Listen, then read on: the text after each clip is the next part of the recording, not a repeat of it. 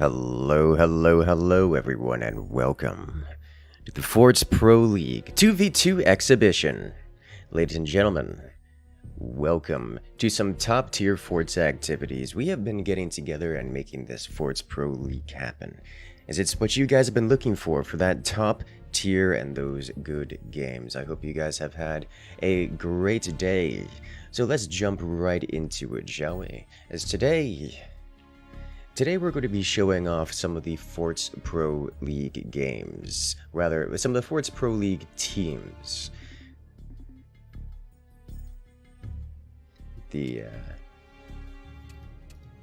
We've got plenty of action here in a moment. We're getting it all set up behind the scenes here. Don't you worry. There's going to be all kinds of chaos. Why don't we go ahead and introduce the teams that we'll be playing today? As this is going to be in the 2v2 format, we will be seeing these smaller matches in the we're seeing them in the more active, high-octane format that we expect to see here at the Forts Pro League.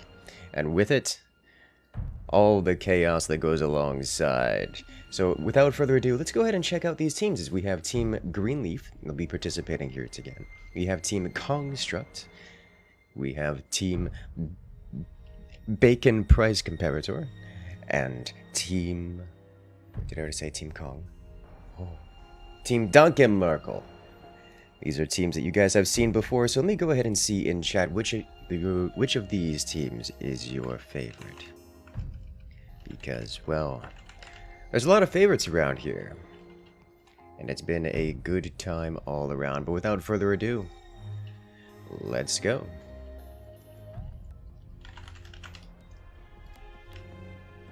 The teams are ready. The match is made. Let's do this.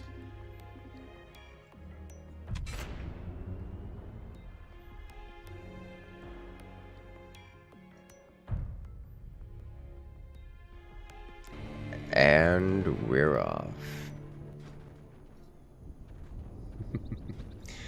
So here we have all the goodies happening here, as it's starting off fast, as we have Team Kong versus Team Bacon Price Comparator. I believe it's pronounced appropriately. It's Spec Price Comparator. Ooh, wait a minute, that's not.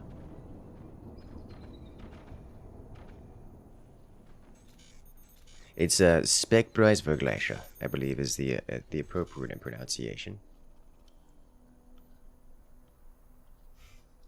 Oh, jeez. Well, looks like we're starting up to some rear turbines for almost everyone involved. As here on the left-hand side with Team Kong. Nope. That's Team Bacon Price Comparator on the left side. There we go. Team Bacon Price Comparator on the left side, facing off against their opponents. It's Team Kong. You guys remember from the team list, we have Cloud and Teutonic here on Team 2, playing as the Seep Commander. As they'll be facing off against Naomi and the Benzin Preisvergleiche on Team 1, playing as the Eagle Eye Commander.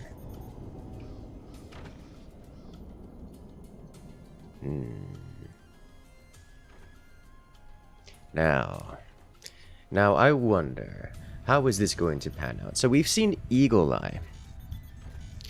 Eagle Eye with the new buffs of the commander reworks is actually kind of good, allowing for the banked up shots of projectiles of all kinds. You get double cannons, double howitzers for double the damage output in a brief period of time. Makes for some incredibly dangerous alpha strikes. Whereas the Seep Commander, you know it, you love it. It's swarm missiles. It's swarm missiles into nukes, and that's what makes the Seep Commander incredibly dangerous. And as we see here, as is fairly standard, or at least incredibly common for the 2v2 format, the second player in the Seep team is going for a more support build. We could expect to see flak, maybe even EMPs, loaded down with some fire beams to protect the eventual nukes, the inevitable nukes from making it across the field. I am interested to see how that's going to turn out as we have our first swarm missile launch. Now, unsurprisingly, the swarm missiles, they don't do much damage, but they do apply pressure. If there were any turbines, say, exposed on top of their bases, such as Cloud's base up here, those turbines would have been in a rough position. But for now, they are safe. And Team 1's starting to take a beating, as here we see the EMP rockets disabling and shutting down the howitzer, which is currently under construction for Team 1, Team Bacon Price Comparator. For those unfamiliar, the EMP's goal is to simply delay, cause chaos, and keep things locked down and apply map control, clear the skies, so that the nukes can land. Now, the nukes are still under construction. It will take a moment before those nukes actually are ready to fire. So the EMP's job is just keep things messy, keep things active until that nuke can land. Because once the nuke lands, well, Team 1 is going to have a bad time. Oh, jeez. Those poor gunners, their one goal in life is to shoot down the rockets, and they're getting bullied. They're getting bullied pretty hard. The flak is active, and with the active flak, we could expect the nuke to have a hard time. So that's going to be target number 1 for all players of the Kong team. And there it is, with the headshot. The flak is down. So now the nuke is coming online momentarily. We could expect to see a coordinated strike here out of Team 2. They will be preparing their fire beams and ready to fire the nukes. Here they go. Fire beam just to keep all those missiles safe. Nuke lands. Core damage. Team Bacon Price Comparator's topmost base is down to 35%. That is not the world that they want to live in right now. Oh, jeez. They are reacting appropriately. They are adding so many gunners. They need to not let that nuke land again. We have doored gunners to make them resilient to the sniper fire. The headshot vulnerability has been fixed on that flak. And, ooh, one fire beam fires. Ignites many of those gunners. An EMP to distract. It's not enough. The flak still breaks through. Even despite gunners getting distracted by the EMP firing, even with the fire beam, the nuke still gets taken out. So Team 1 survives this time. But wait, the howitzer is complete. Once the howitzer is ready to fire, Team 2 is going to be in a rough position. Remember, the howitzer, as much as the nuke does good damage, the Eagle Eye howitzer does more. Team 1 will eventually outscale Team 2 here. Team 2 hits faster, and it hits incredibly hard. What it doesn't do is it doesn't end the game immediately. Whereas it looks like we have a bit of a panic fire here. The Eagle Eye howitzer not quite ready to go out of Team 1, and fired low. Whoa. That's going to delay Team 1's ability to actually deal game-ending or at least critical damage to Team 2 here. And Team 2 is reacting to this. Howitzers, as you may be familiar, are not guaranteed damage. They can be shot down, especially by weapons like this shotgun. And it's gone, as here we have Team Kong. Teutonic already ready to deal with the howitzer. Unfortunately, Teutonic did lose one of their fire beams. That's going to leave Team 2 here a little bit less able to land that nuke. But they're going to give it the combo anyway, shutting down a lot of the AA and a lot of the base out of Team 1 here. The fire beam, ooh, the flak pre-firing, or firing early, taking out that nuke right out of the gate. Even before the fire beam. Ooh, okay, we're going to have to pause here, as we have a connectivity issue with one of the players. Don't worry, we'll be right back.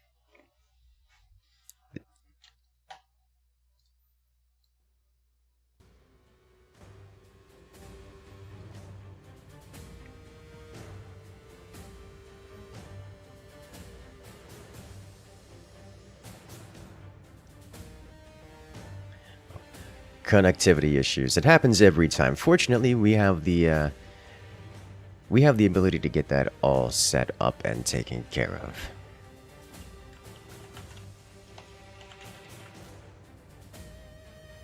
All right.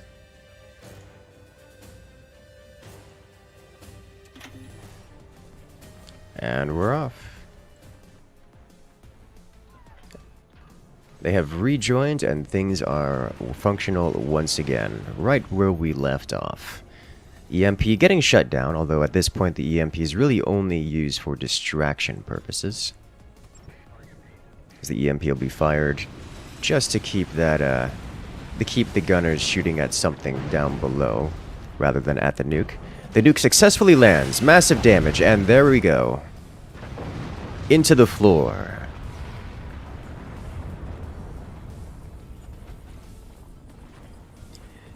Team 1 loses their first player. The Benzinpreisvergleiche has been eliminated in this best of 3. The sweet one too? Yes. Yes, indeed.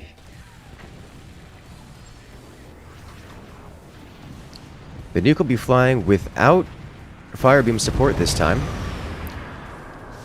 but it is taken out nonetheless. By that, I mean it gets shot down at the last moment and spews its internals all over the place, dealing splash damage everywhere.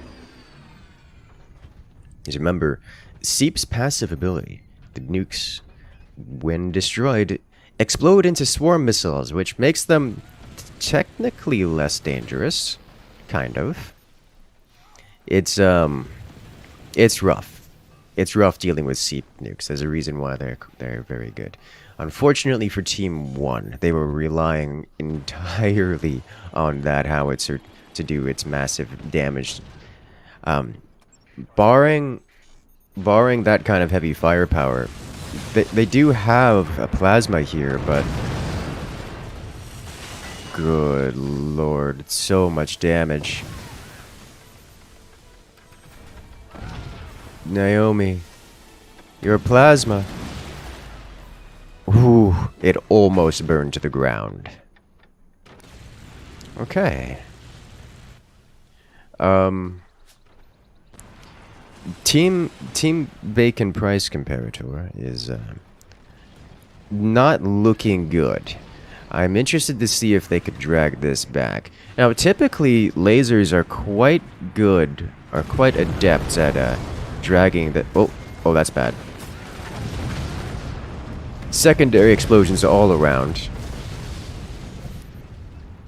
We have proper rockets coming out of Team 2's lowermost base now, upgraded from EMPs. I do not see Bacon price comparator here with any meaningful win condition. I was about to say that lasers, especially plasmas, are exceptionally, or should I say above average in their ability to even the odds. Just because they're incredibly capable at door sniping. They can get that critical hit when they need it to. Even something as simple as a plasma beam fired straight across the top of this, across the top of the base while the nuke is launching can cause the nuke to dive back down and deal massive damage to Cloud's base up on top. And that's something that can be repeated time and time and time again across everywhere. Rockets behind a door, plasma beam. EMPs behind a door, plasma beam. Other plasma beams, plasma beam it. Like, that's what the plasma beam is good for. Unfortunately, it got nuked. So, Naomi doesn't have access to that weapon anymore. And it's going to be... Well, I would say it'd be a while before Naomi can build another one, but I would be surprised if another plasma is Naomi's future at all in this match.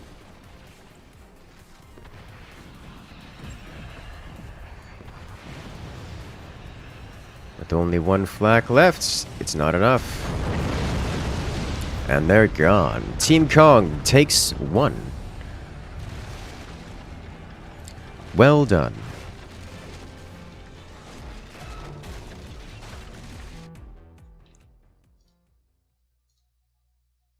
Alright, and now we're going to be off to round 2.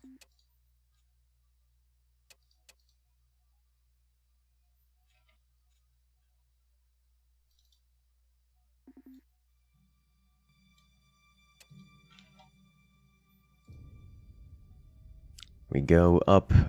Team Kong takes 1-0 over their opponents in this first match.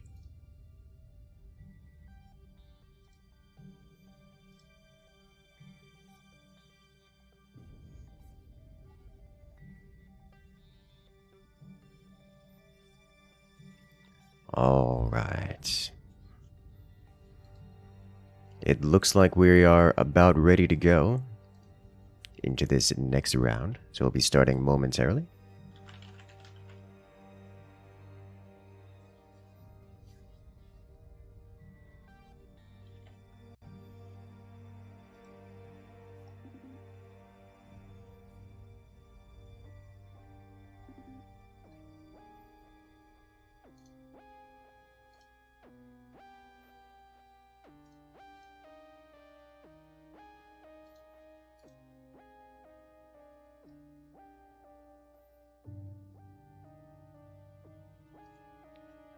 All right, and we're off.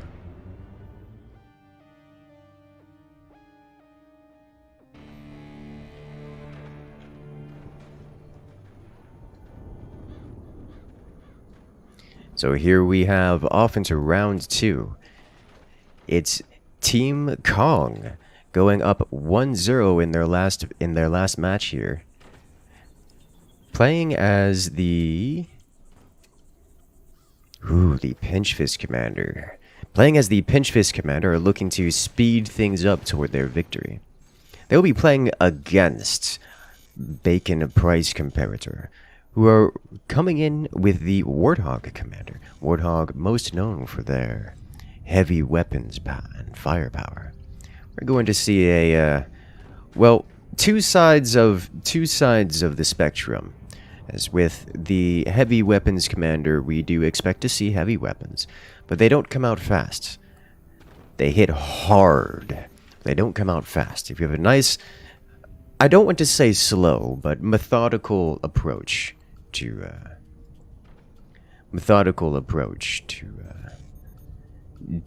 dealing damage. You get your heavy weapons nice and safely. You get your eco behind it, and then you slam them.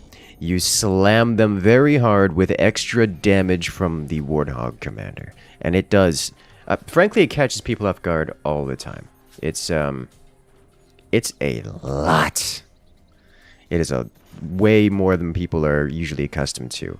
However, on the opposite side of the coin, here we have Pinch Fist. Pinch Fist is greed incarnate. Pinch Fist sells off the entirety of their own base so that they can get faster technology and bring out heavy weapons, those same heavy weapons, but they bring them out way, way faster than anything else. And that makes them dangerous.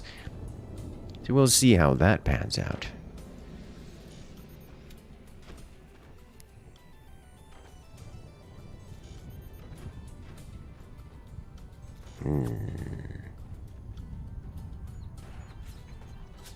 It looks like the sniper wars have begun.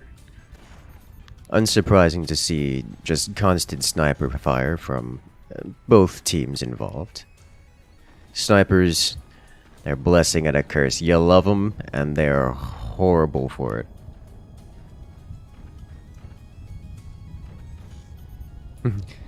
Some snipey on snipey action here, as we see the first laser weapons production facility completing for Team 1, Team Kong here. Looks like Cloud's Team 1's lowermost base getting hit by EMP, and with it actually shutting down the tech production facility. And that's going to slow down Team 1's cannon rush here. Like, that's actually going to make a huge difference. Oh, that's devastating. That's 3 EMPs in a row. That's going to give Team 2 here a chance to catch up. Because look, Team 2's cannon munitions plant, it's still a quarter left to finish. And here we have it. It's almost caught up. Like, yes, Team 1's munitions plant, it still finishes before Team 2, but not by much. That's only a good 8 seconds difference between them. That is a huge difference. Just landing that EMP made a massive difference. And look, the EMP survives. Typically, the EMP is in extreme danger in this matchup, just because the experience of the players means that the moment that EMP opens its door, it gets sniped. And yet, despite there being a sniper on Team 1, they didn't get punished for it.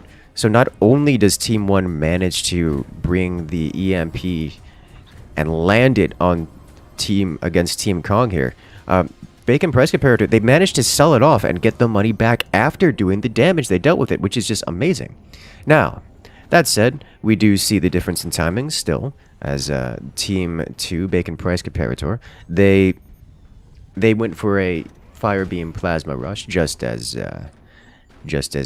much as Team 1 did. However, with the pinch fists, the fire beam is already completed. Teutonic is about to fire, and Bacon Price Comparator is about to eat a shot from a fire beam, despite not having their fire beam completed. This is the difference typically seen by the pinch fist rush.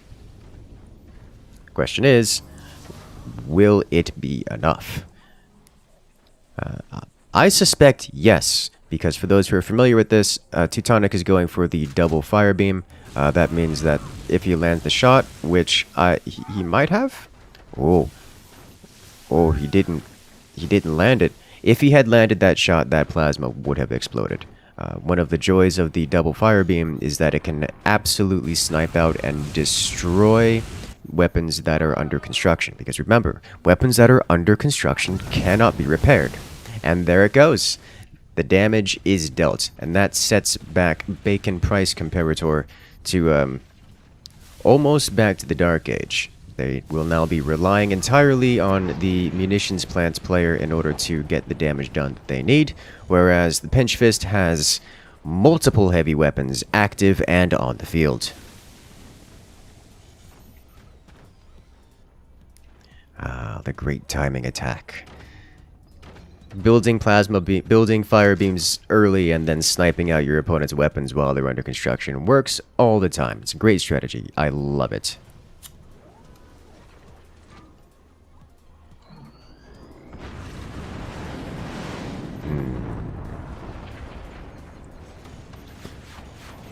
Howitzers landing on both sides. No critical damage done, though howitzers always leave a hefty repair bill. I want to appreciate the Benzinpreisvergleicher's setup here. It's specifically designed to mitigate damage from the fire beam. He's protecting their expensive weaponry. Interesting that they're using a 20 mil, but understandable. Ooh. That's a lot of damage. Okay.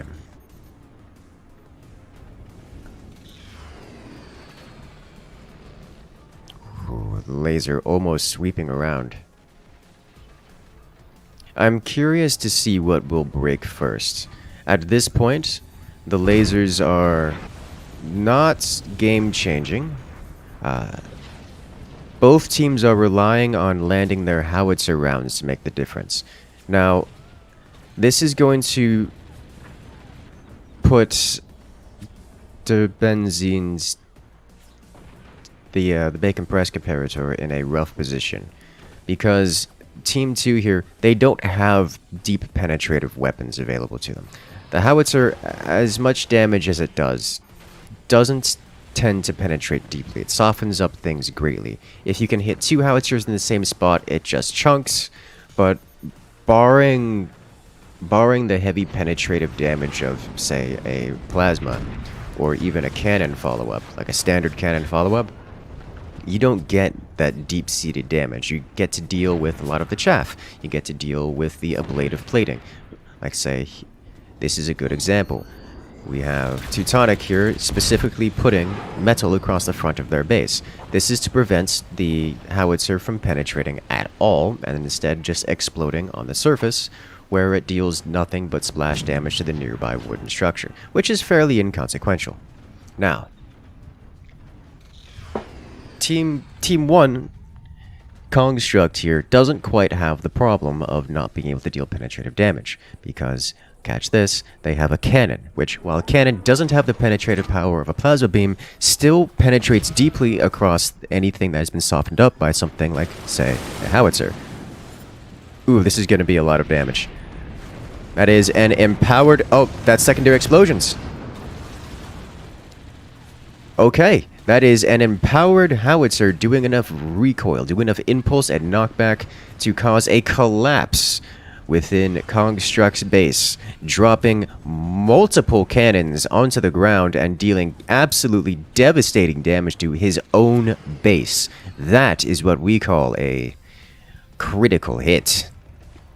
Even if it's a little bit of a lucky shot. But still, that only moderately reduces the damage output from Team 1. Because remember, Construct still has access to their upper teammate, who has, at this point, multiple plasma lasers. If they have any amount of coordination, and we know they do, then once that howitzer lands for Team 1, the plasma cannon follow-up can deal game-ending damage to these bases here for the Bacon price comparator. Team Construct is injured, but they're not out of the fight, not by a lot. Incendiary mortar lands, completely chopping off the top of Bacon price comparator's lowermost base. It's going to deal some damage. Poor Naomi's suffering a bit of a haircut, bit of a shave, but nothing that's going to completely shut them down.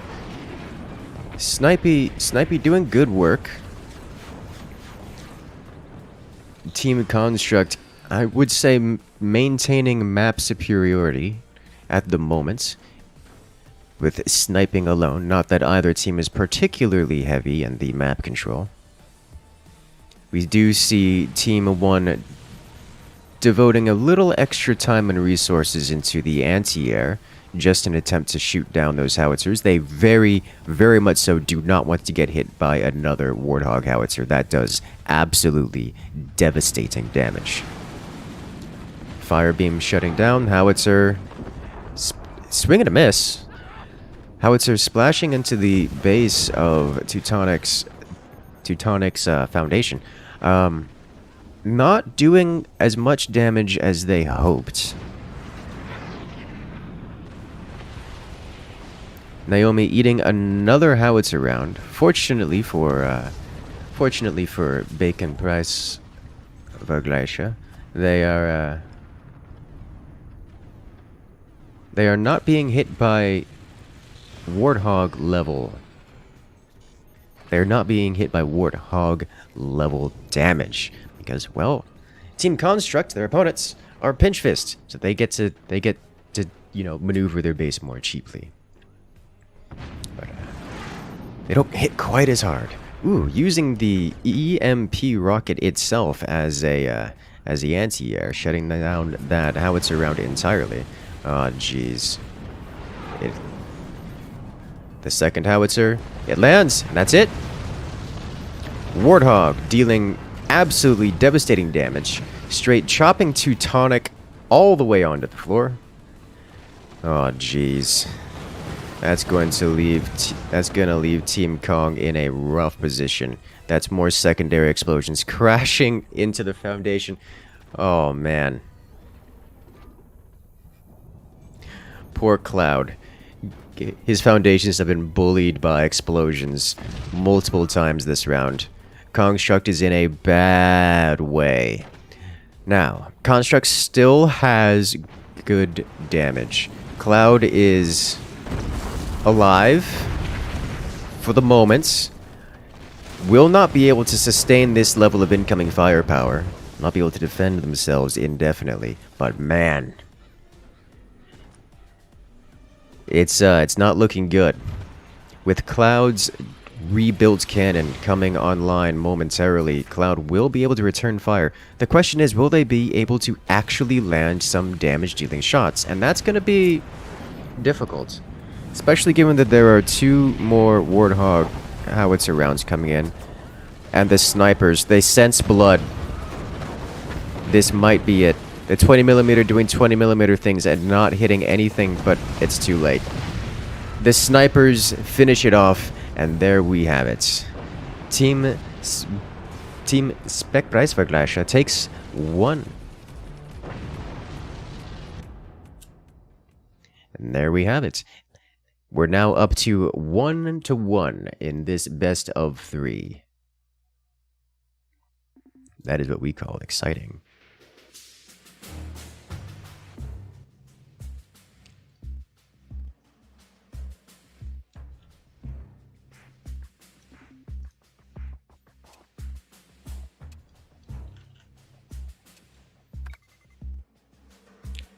Okay, give us 1 moment to set up the new match.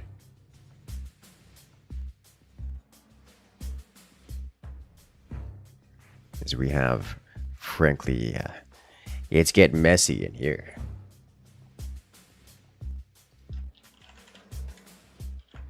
Oh man, what I would love to be able to do, Romero, I know you're watching. Now that I'm thinking about it, I would love to be able to watch replay. Like, I know this is like not something that is a reasonable ask. I would love to be able to watch replays while sitting in the lobby and have this all going. Because that would just be nice. Like, maybe that's something I could set up with a second machine. Now I'm talking logistics.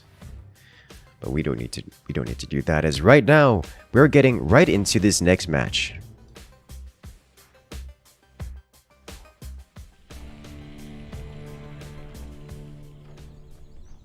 And we're off once more into the fray.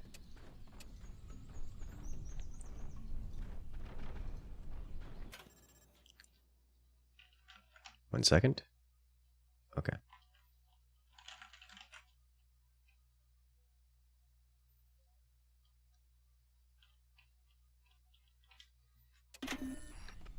Once more into the fray, as we have it's Team Kong versus Team Bacon Price Comparator. We have Team Kong on the left side, once more, playing as Team 1 on Snow Leopards, facing off against their opponent. It's Bacon Price Comparator. Remember, this is a best of 3, and the matches are even. It's 1-1, so we're on match point for both teams. The winner of this round will take the match total. So this is an interesting choice. Here we have Spook. Spook has kind of fallen out of favor with the latest round of nerfs. Spook, I don't know. I can't. It's hard to quantify how hard Spook got nerfed. It wasn't devastating levels of nerf. It's just, it's not as good as it once was, and most of the other commanders got buffed. So we don't see Spook as often, but Spook is still quite good. For those unfamiliar with Spook, the commander provides, well, let's be honest, the major benefit of the commander is that it allows you to steal resources from the opponents at quite a substantial amount. And it certainly adds up over time, and you can do cheeky things like activate it at specific timings, which can delay your opponents while they are waiting for key moments. Let's say they're trying to specifically fire a nuke, and you know that because you're paying attention to the enemy. You can activate the You can activate the commander ability, drain them some of their energy. They can be in the middle of firing a plasma laser, you know, a heavy energy combo. You can activate the spook commander ability and just drain the energy out of the laser while it is firing. So it's quite a good commander. That is I'm going to say the primary benefit of it. Obviously, spook does have some other benefits for those who are unfamiliar with it. Those benefits include, but are not limited to, the ability to see inside the enemy base during the active. Let's say you want to get a close examination of the enemy to see exactly how greedy they're being, or where their weak points are so you know where to aim to get those critical hits. You can activate the spook ability and see exactly all those weak points, which is something that comes in handy fairly often. The other interesting note, although this is not as useful, is you can see what the enemy is currently building. There is an extra HUD element that pops up on your screen when you're playing as the spook commander, and it will tell you what the enemy's most recently placed object or device is. Let's say a weapon or a technology choice. There is a 30-second delay on that. That was the nerf. It used to be real time, but now there is a 30-second delay on it. I don't consider that one to be as relevant to spook, because for those, especially at this level, they are able to scout. It's not like StarCraft where you have to send a unit up to the enemy's base to see what they're doing. These players can literally just look over at the enemy and see what they're doing. They say, oh no, team 1. Oh, is that a heavy weapons production facility? That means I need to deal with lasers. Oh, look, they have their mine here. That means they have 5 mines. Oh, look, they have turbines here. We can see that. Oh, look, they built a laser defense here. Or, you know, a box to put lasers in. It's not like Team 1 needs that information from Spook in order to tell what they're doing. So, I don't know how I feel about Spook. It's just, it feels like with the buffs from the other commanders, Spook is now an option rather than just, you know, top 2. which is nice. Which is very nice. But talking about this game, we have Pinch Fist doing standard Pinch Fist rush things. We've seen this time and time again. We're coming up on cannon o'clock, and well, actually, so this was not a fast Pinch Fist rush. Typically, Pinch Fist rushes will have fired their weapons already, but we're seeing the fire beams being completed right now. At about the same time as Spook's weapons are. As we see, this howitzer is completing at the 5-minute mark. So we're going to be seeing howitzer rounds coming out at about the same time as the fire beams, which is indicative that they didn't go heavy rush with the Pinch Fist, which is fine. It doesn't mean, just because you're using Pinch Fist doesn't mean you have to go heavy rush. Pinch Fist allows you to more efficiently wield your resources. So what you can do is, typically you would spend those resources on getting a faster rush.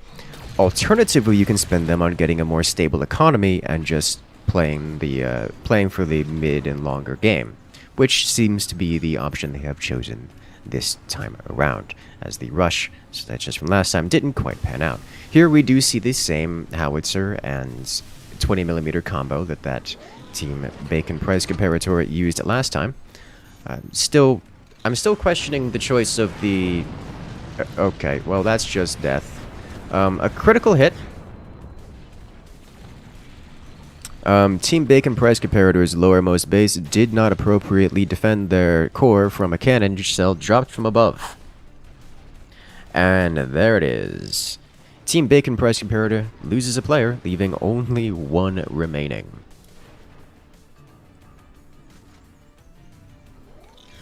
That's going to put Team Kong in a huge advantage here, especially given that they have multiple heavy weapons. That's double fire beam, plasma, and a cannon. Yeah, doesn't have the energy to fire the plasma right now, so it's gonna have to wait on that.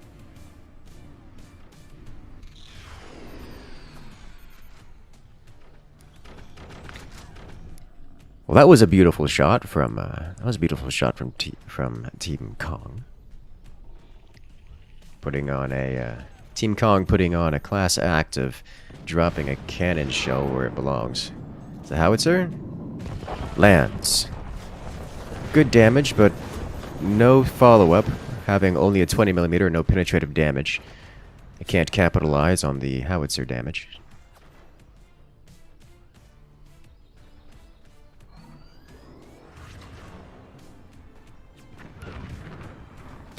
Team Bacon Prize Comparator doing some sniping while they wait for their cannon to reload.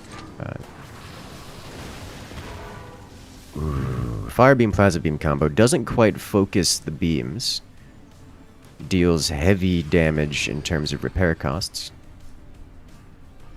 Splashing it all around. We do see Teutonic, that's Team Kong's topmost player, constructing a howitzer now to increase firepower.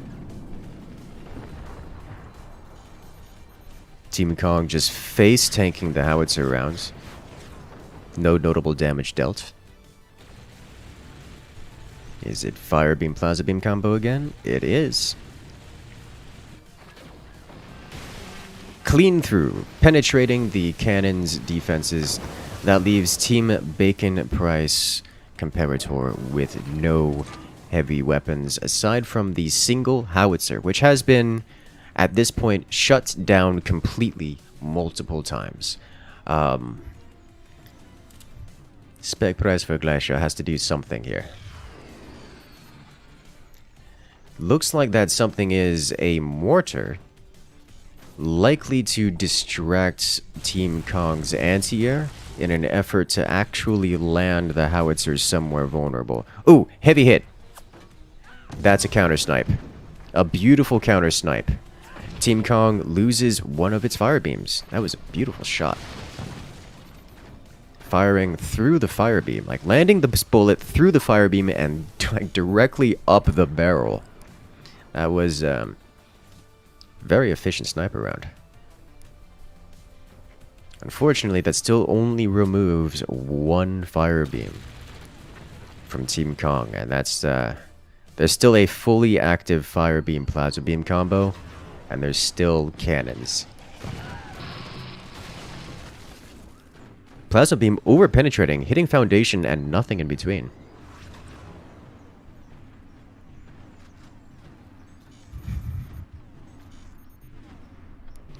Jeez, here comes the howitzer. Howitzer is online, and with that, I think we're going to see the very rapid destruction of the final player in the Bacon Price Comparator team.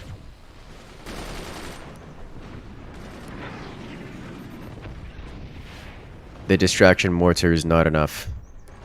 The cannon penetrates deep, leaving the core exposed and undefended. That's not an ideal position. Howitzer fires. Fire beam support. That's a hit. Plasma beam follow-up. Cuts very deep. It isn't enough to break just yet, but my lord. That's not the kind of damage you could just keep tanking. The Benzinpressvergleicher has to do something to stop this damage output. And they're just ramping up even more. Team Kong adding on 3 more heavy mortars. That is some serious DPS, with heavy mortars coming in as some of the highest DPS in the game. Plasma fires. Everything fires. Core is exposed once again. Here come the mortars. Almost directly to the core, just splashing into the front of the Benzinpressvergleicher's base. There isn't much left there. It's hardly a blade of armor. It's just basic structure at this point. And the howitzer comes online once again. It's reloaded. Team Kong is about to send a massive alpha strike directly into the final remaining core on Team 2. Here comes the howitzer. There's the fire beam combo, and that's it. Team Kong with the victory, going up 2-0 against their opponents in this best of 3.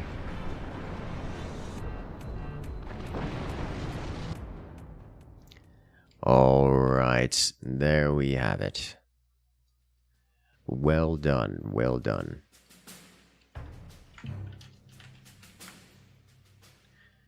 As we move on to the next show match here.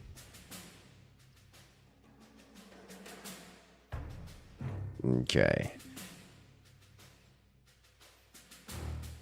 This next show match will be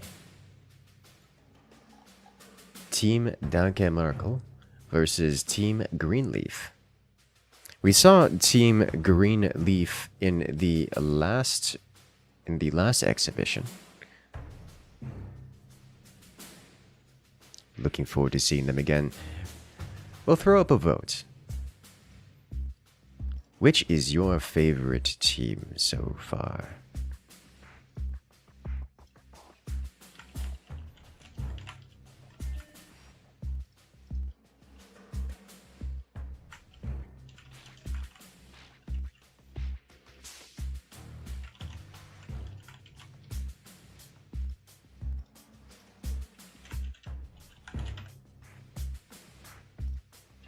Duncan Merkel, Greenleaf, Construct, or Bacon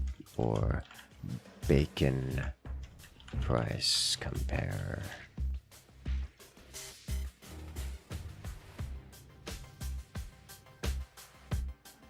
Okay.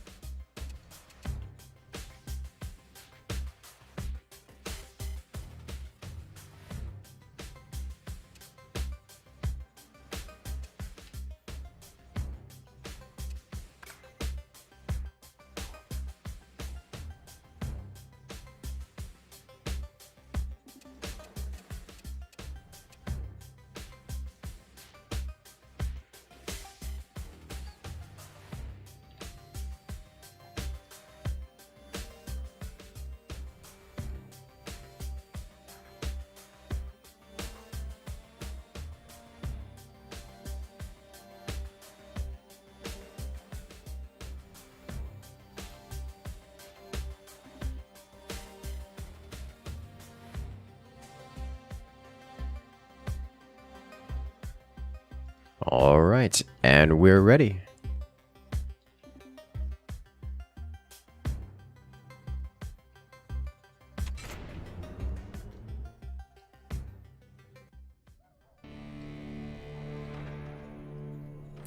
And we're off. We begin once more, as we have some very different commander choices. As here we have on Team 1. It's Team Greenleaf. We saw them last time on the Forts Pro League exhibition matches. It's Vicro and Dranistian playing as the Overdrive Commander. Overdrive is an interesting choice. We don't typically see Overdrive in these more competitive matches, as Overdrive focuses on the upgrades and all kinds of bonuses that you get from the Upgrade Center. Which is amazing in larger eco matches and bigger games, or at matches where you expect to have not much synergy, so you can get something just default baseline good. But they're facing off against their opponents here on Team 2.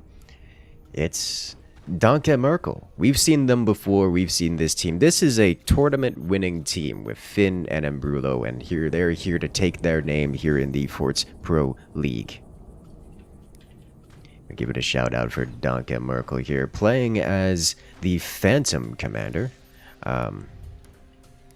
Interested to see how they play with that one. The Phantom Commander makes for some strange strategies. I don't want to call them cheese, but they're definitely cheesy. That's for sure. For those unfamiliar with the Phantom Commander, aside from starting with the commander ability fully charged, unlike every other commander in the game, Phantom Commander's primary gimmick is that they can move weapons around. This enables them to... We'll check on this in a moment. The Phantom Commander enables them to move weapons around. This enables them to, say, build a cannon behind the lines where it's completely safe, and then move it forward to a doored position, fire it, and then move it away, where it's completely safe again. We'll see this very often in conjunction with the Phantom Commander's active ability, which completely cloaks the entire fort. It makes it invisible. So one of the most common strategies is to just have a bunch of big open space, have heavy weapons hidden behind your core. You cloak your base using your commander active ability. You move all of your weapons exposed, you fire them all, and then you hide them all back away behind your core while your base is still invisible. So the enemies, they never see anything, they just get hit by a bunch of cannons. It works particularly well. We see this array of weapons being set up behind the core here as well. However, Team 1, Team Greenleaf's not having any of that. They're launching swarms. They're launching a lot of swarms. That's a huge amount of damage potentially coming in. We're going to see interesting choice that they're just going straight swarm missiles and nukes, but using overdrive. Mind you, this is not something that has been completely unseen. As with the overdrive commander, you do get faster upgrades, which means we can get access. They have access to these upgraded turbines, as well as nukes that don't take years to upgrade, so they can actually bring them to bear much faster. Sniper doing just taking everything out. That's what they want to see. Typically for this kind of playstyle, you would see Seep. Oh. Suddenly, we have heavy mortars on the field, which is incredibly dangerous to Team Greenleaf here. They are firing what they can, and Nuke is going to try to snipe it. It misses. Nuke lands. We're getting down and dirty in the sewers here, boys. We've got mortars firing all over Greenleaf's base. Core damage on all sides. That's a repair build that cannot be properly repaired, with smokescreen intended to help prevent such repairs from happening altogether.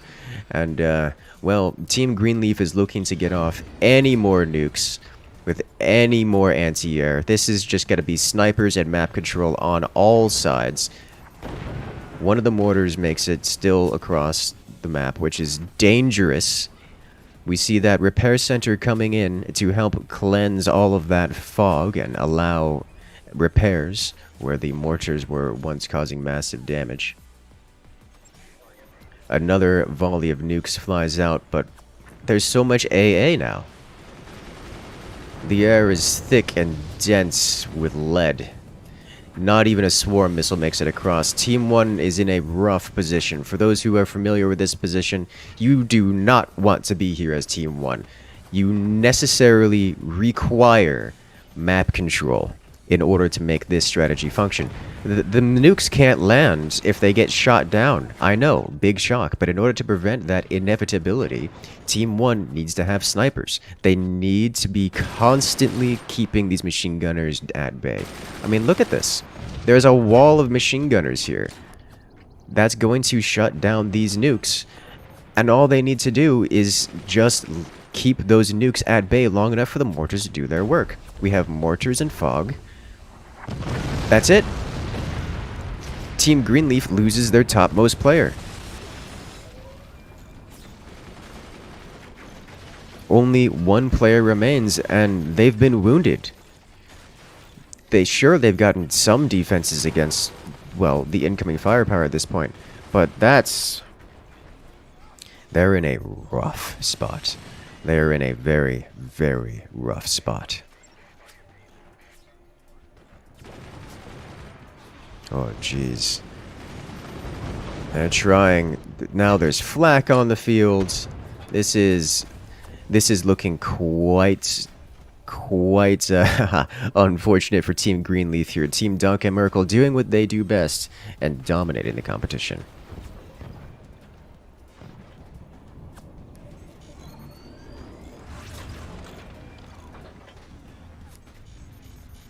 The sniper, he's trying to. They finally got the shot on that one gunner. Oh, here are the miniguns. I love the transition to miniguns, because miniguns are never the first choice. I don't know what to do with my money, so I'm spending it on miniguns weapon. That's the kind of weapon they are. It's just satisfying to see them because they do eventually come out. It's not like they're terrible weapons. They have a use. They work. You see, they took out, like they alone took out the repair bay, which just, you know, applies more pressure because now the smoke can get in deeper and can't be cleared. Like miniguns aren't bad. They just aren't better than anything else. So you never see them until they don't have anything else to spend money on. And here we are, double miniguns. We might end up seeing more. It looks like that's exactly what's happening. He's getting positions for more.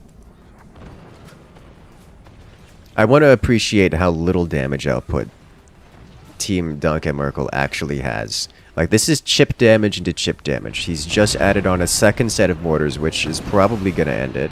And the rockets are coming online. It's... There it is. Okay. There we have it.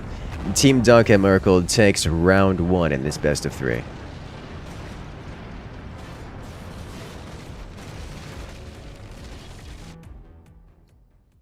You love to see it.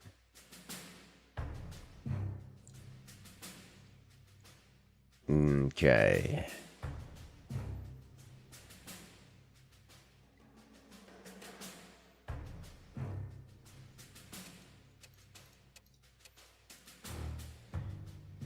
The next match will be on stalactites. One of my favorite maps.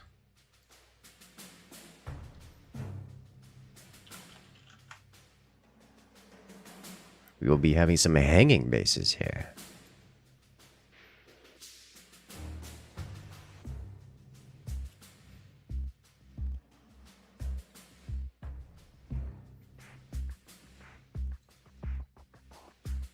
All right.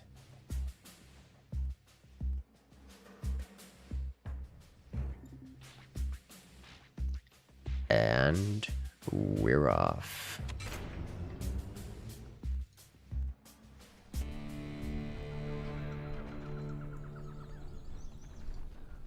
All right, ladies and gentlemen, we're off to the next round.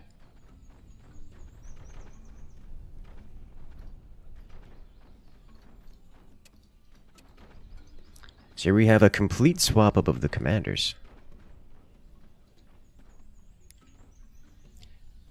Here we have on the left-hand side, it's Team Duncan Merkel. Playing as the Pinch Fist commander. We've seen it before and we've loved it. It's the speed demon of, well, rushing. We're going to see all kinds of greed, usually, with some fast timings. Facing off against their opponents. Greenleaf. Coming in with the Warthog commander. This is a matchup we have seen many a times. Warthog versus Pinch Fist. The slow and powerful versus the fast and cheap. Speed is a quality of its own. I am interested to see how this is going to turn out. We do see ostensibly the same starters for all players involved. Even the technology goes in the same spot. Isn't it beautiful? The bases are a perfect mirror. The 2 rear wind turbines. The hollowing out of the base with the technology in front. It is worth noting that, well, Pinch Fist goes a bit faster, so we only see the heavy weapons tech being placed right now, whereas Team 1 has their heavy weapons tech somewhere between a third and a halfway completed. Yeah. Just the raw speed and power of Pinch Fist coming in, with the combined with the experience and high APM of the Duncan Merkel players. Well, we've seen them before.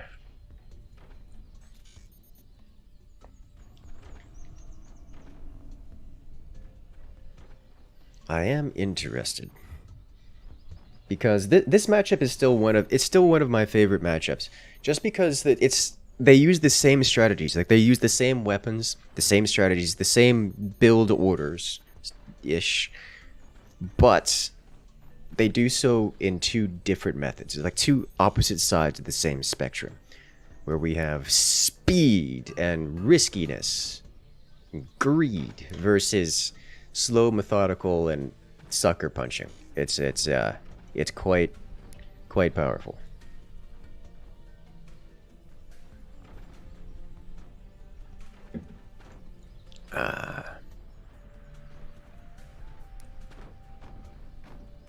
There we have it. Double weapons placed for both. Oh my god, they're doing it. The mad lads. Do you guys see what I see? They're going for the triple 20s, baby. This is something I've not seen for a long time. This might cost them the match, although I am curious to see if they will pull it off. With pinch fists, if they hit incredibly fast and hard, they can, well, often, not hard, but often, they should be able to focus fire probably the top base, given the layout. Yeah, it looks like these are angled upwards, which should give them an angle on the top base, so we should see some death approaching Greenleaf's topmost base here very shortly. The first 20s are completing, though we won't see them fired until at least the second of both are ready. So they have at least 4 of them. That will give Team Greenleaf an opportunity to armor up, which they are doing right now. Interesting to see the double plasmas out of both Greenleaf players. Typically you do see a fire beam and a plasma beam instead, but the 20mm are firing, and it looks like they're specifically aiming at those weapon emplacements for Team Greenleaf's topmost player. And that's a hit. 2 plasmas, both gone. Now, both plasmas exploded. None of them dropped. They exploded in place, which caused absolutely catastrophic damage, like near game-ending damage in secondary explosions to Team Greenleaf's topmost core, bringing it down to 28%. I understand that plasma beams, they look like they don't explode particularly massively, but they do, and they almost straight up eliminated the top player already. As here come the 20s. And that's it. 1 player down. Team Greenleaf is now fighting a 1v2 against 6 20mm, which is kind of a lot of incoming damage. 20mm not known for their penetrative power, but boy, oh boy, do they stack up the splash. And when you got 6 of them, that's a repairable that cannot be maintained, not on economy like this. And that is about as satisfying as it gets. 6 20mm, loosely targeting the core area of Team Greenleaf's lowermost player. Oh, jeez. That's, notice how he's not able to rebuild. He's just going to try to shoot his shot with his plasmas. It's about the best he can get. And he gets it! Plasma's known for their... Okay. Okay, you greedy. You've almost nailed that perfectly. Leaving 1 player fully eliminated and the second one wounding their economy. Imagine a world where that second shot actually penetrated and wiped out every one of those mines. Remember, I was talking about this in the match earlier, in the previous match. Plasma's great for making a comeback. That was just Warthog empowered plasma, cutting through what Team Duncan Merkel thought was a sufficient defense. It wasn't. It throws off the numbers every time, and into the core it went. Here we have the 20s firing again. Ooh, that is a hair's breadth away from being exposed. Look how damaged that wood strut is. If 1 more cannon round from that 20mm had made it through. There's too much wobble on that base. It doesn't focus the lenses.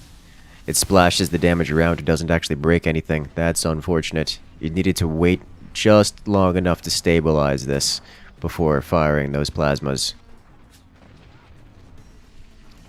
It's going to be painful to have to eat another round of 20s just to recharge his commander ability. There it is. It didn't even fully charge it. It's at 99%, so he's going to have to take another hit or snipe something in order to get it back. Oh, no.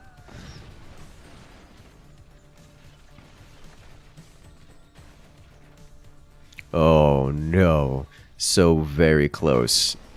Plasma cuts deep. Can he focus the Oh, he doesn't have the energy for it. Never mind. He does have a sniper follow-up, which isn't enough because, well, Duncan Merkel is quite fast at closing up any gaps.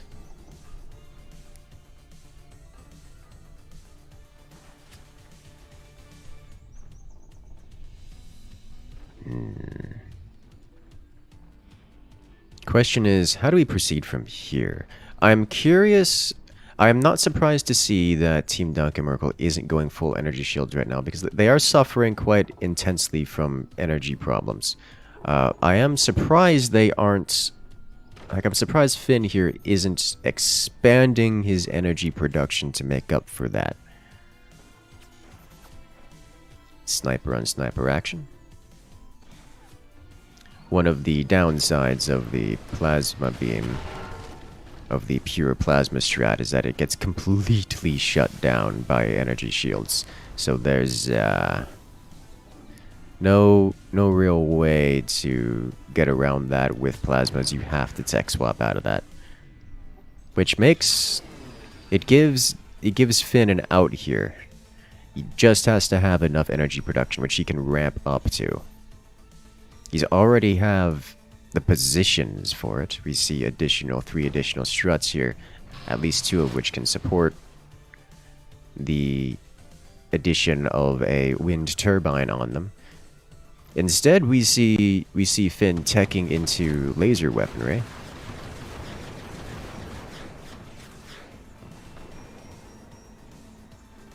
All right. We have a fully charged Warthog available. I suspect we're going to see Greenleaf here saving up, banking for a double whammy with the Warthog lasers. Warthog empowered lasers. They just need a little bit more energy. Alright, Drunistian. Fire. There's one, and does he focus it? Yes, yes he does. That is a 20mm eliminated. Penetrating all the way through. Focusing that beam and removing one of the 20mm, dealing some damage to the core. Team Duncan Merkel's remaining core is now down to 77%. While Greenleaf's lowermost core, Drunistian here, hasn't taken a scratch on their core at all. Despite all of that damage coming in. Now, I understand Finn wants to go for the memes. That's what we're doing this match. This one could cause some problems for everyone involved, is the thing. So as here we have a Magna Beam. It's about ready to fire. He's opening up his door so he can get the thing to actually fire. His goal here is to bypass all these juicy defenses and actually just go straight to the core. We're going to see that Magna Beam directly target the lasers, and then we're going to see the 20mm miss the base directly below the lasers, wrap up and around and into the core. At least that is how it's going to work in theory. We'll see if he manages to nail the shot here. As we get that high action. Oh, that's a little high. A little high. And the shots ring a little short for it. Energy shields placed on the underside of the base for Drunistian here on Team Greenleaf. We're going to see another empowered Warthog burn. Is that enough? That's it. Burning straight through the core.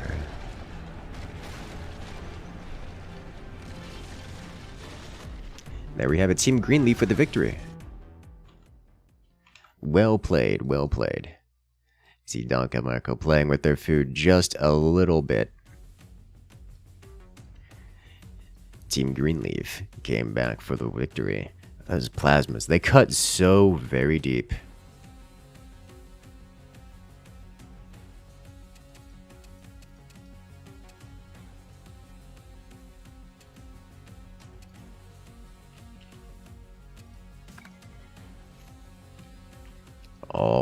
right, ladies and gentlemen.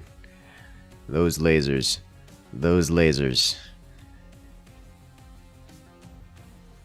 Very good at what they do. What they do is deep penetration.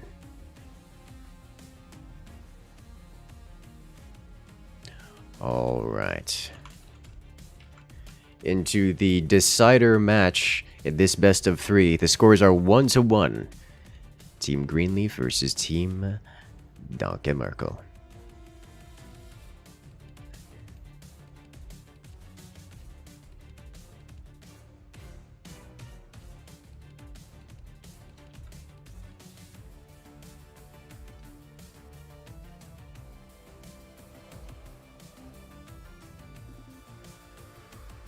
Alright. And we're off.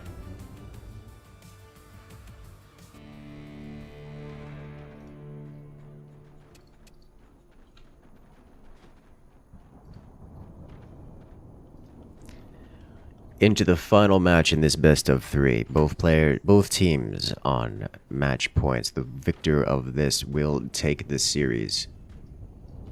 On the left-hand side, we have Team Greenleaf. It's Vicro and Dranistian playing as the Moonshine Commander. They're going to be going for potentially meme strats. We might see another 20mm, some more 20mm, which I know you guys thoroughly enjoy. They're facing off against their opponents here on the right-hand side. It's Duncan Merkel. Playing as the Pinch Fist Commander. Ooh, I feel like they're taking the gloves off for this one. Finn and Umbrulo of Duncan Merkel are... This to me screams that they are out for blood. Especially considering that they are already wielding the upgrade centers. We're going to see rocket rushing with, I assume, a side of flak out of both players here. I am interested to see if Team Greenleaf will be ready for this, because they have very limited time before it lands. I'm talking like 30 seconds. It's gonna get bad. Oh, there are the upgrades. This should trigger Team 1 here. Greenleaf, they should figure out what's going on. We do see the additional armor being added in. We see some entrenched gunners as well. They don't know how hard of a commitment that Team Duncan Merkel is going to be bringing, but they're gonna find out in a moment. Here comes the flak, the upgraded shotguns. That's double shotgun, and we're going to see, it looks like triple rocket, double shotgun with sniper. This... Oh, they're still not... Okay, they're not reacting heavily. They're getting efficient with their reactions. I think it's not going to be enough. The first casualty of war is one of Greenleaf's mines. Ooh. Double and triple rockets colliding. Greenleaf's lower base is in a big spot of trouble. Team 1, okay, so this is particularly bad for Team Greenleaf here. Usually in these instances, Team Greenleaf would already have their technology placed, meaning that Team 2 is on a timer. It's only a matter of time before Team 1 actually gets their weapons out and deals returning damage with massive firepower. Team 1 has no technology. They've been shut down so quickly that they haven't even gotten their technology on the board yet. Which means Team 1 has to stabilize before they can even attempt to work toward firing back. It is quite difficult to stabilize against opponents who just have 3 times the amount of weapons you do, when you have nothing. This is exceptionally bad for Team 1 here. Like, this is bad enough that Team Duncan Merkel is probably just assuming that Team Greenleaf is not as bad, not as damaged as they are. Like, you can't, as Team Duncan Merkel here, you can't assume that Team 1 has no weapons, has no technology.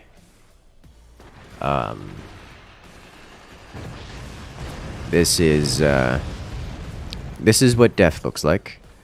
We have a counter sniper coming from Team Greenleaf, shutting down one of the smoke fog launchers.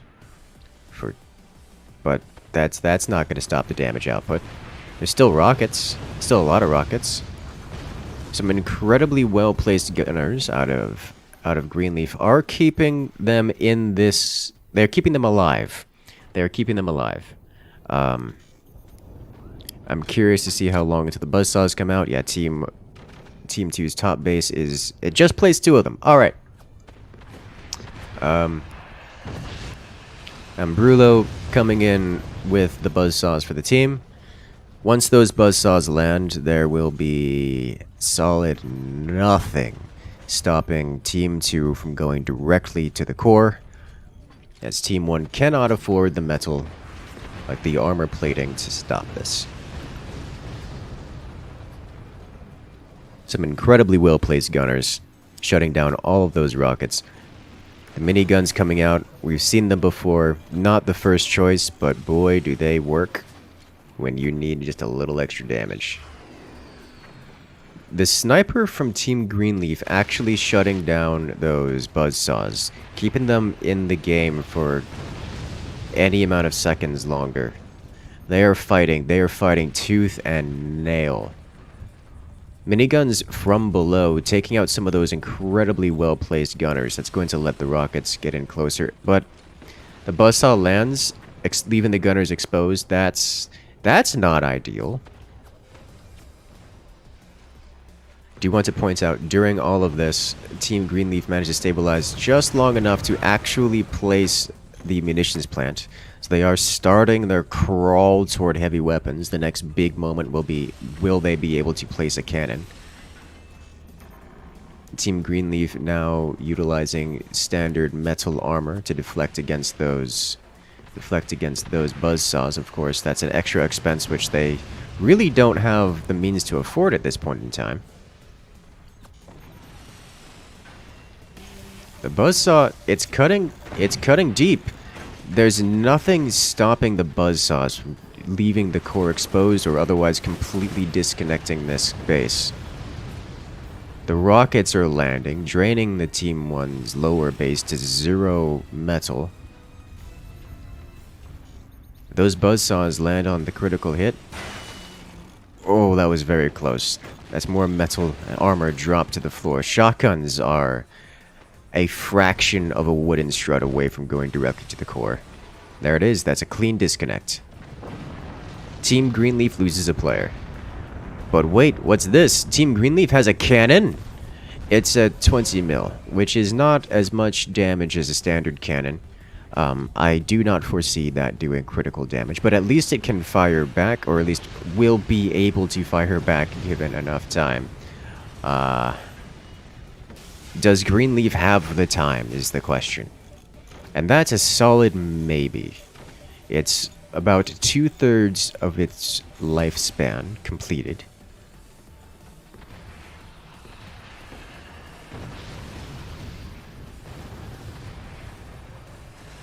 Wow. Just shy of every machine gunner has been cleaned off of Greenleaf's remaining base. That next volley of rockets will be devastating. Pushing all the way and cleaning out the lower expansion for Team Greenleaf. Oh, there's the return fire. The 20mm with the moonshine active applies an EMP effect to everything it hits. Manages to temporarily shut down pretty much the entirety of Duncan Merkel's top base. Unfortunately, the rockets are coming from below, which leaves Greenleaf in an incredibly vulnerable position to those rockets. The shotguns, they're just breaking metal and chopping through the base. The rockets are still pummeling. I've said it before and I'll say it again, rockets are not something you can take hits from. Once triple rockets are on the field and actively hitting players, your default level of economy, will not upkeep the damage they deal. You cannot repair faster than those rockets will deal damage, and we're seeing that here. Despite the additional 5 mines from Greenleaf's lower player being eliminated, like we're up to 11 mines in this top player, and they are still crumbling under the pressure. It's just, it isn't enough.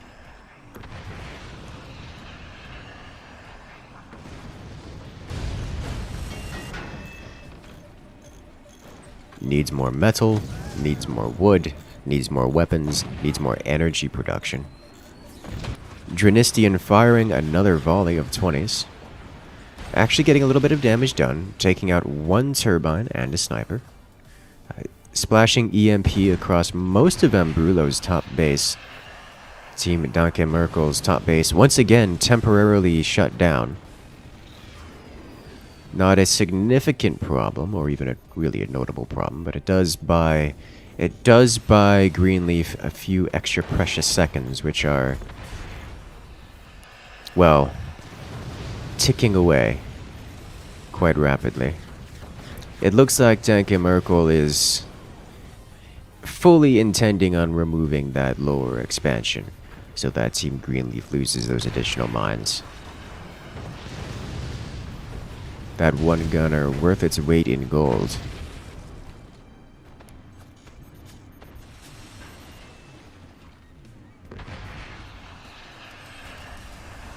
Another volley of rockets. That's a devastating hit. Every rocket landed and splashed on metal, which just increases the repair bill extra. Something like 3-fold increases the repair bill.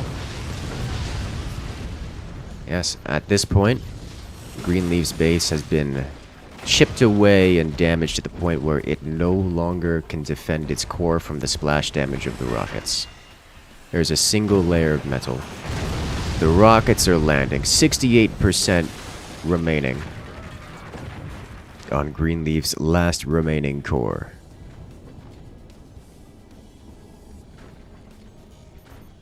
He's trying to build out. He's trying to build out. There's the metal emplacement. The 20mm EMP shuts down every single turbine on Duncan Merkel's top base. But the rockets, they reply. And they hit hard.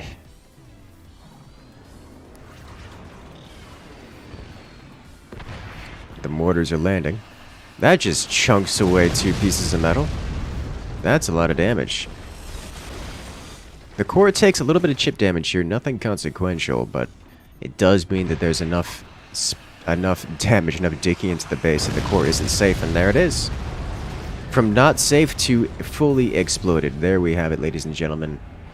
Team Duncan Merkel, a dominant performance in this match. Took them a while to finish it, but boy, was that one-sided. Ladies and gentlemen, big shout out to our competitors today, as we have had yet another victor in this Fords Pro League exhibition. Remember, the Fords Pro League starts proper up in coming February. These matches are just the show matches to show you guys what you can look forward to coming soon. And remember to hit that like button, to hit that subscribe button, hit that follow button, and check out the Forts official Discord, because it gets wild over there.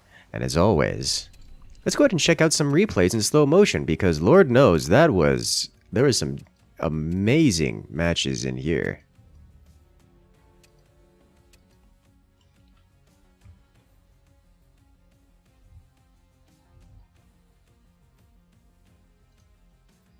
All right.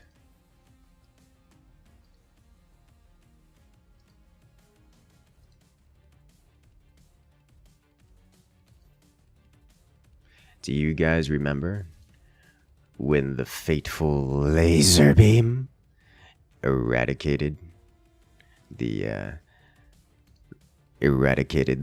haughty opponents?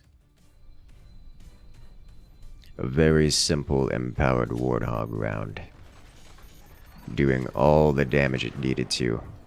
Look at this. Look at this clean shot coming in here.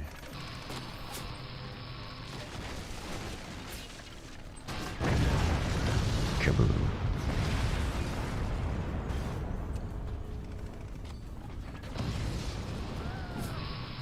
And the follow-up.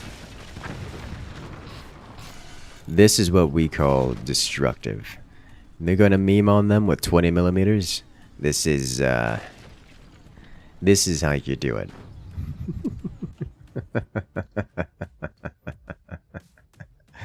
Oh my. But you know what's better than just a basic laser beam cutting through?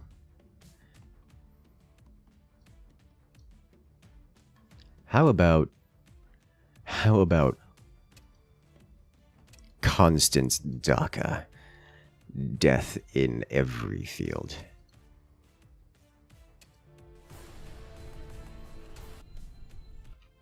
It's, here we have what is probably my favorite moment. Unlimited firepower.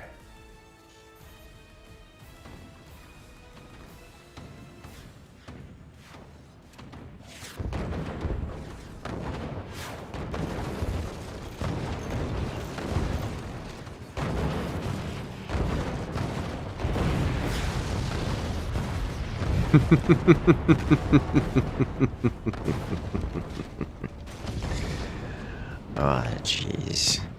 That, ladies and gentlemen, the Forts Pro League 2v2 exhibition. Big shout out to everyone who came by, to everyone who participated. Big shout out to teams Duncan, Merkel, Greenleaf, Construct, Bacon Price Comparer, Spec Price Vergleicher, and everyone involved. Big shout out to the Forge developers for putting this on. As always, I'll see you guys next time.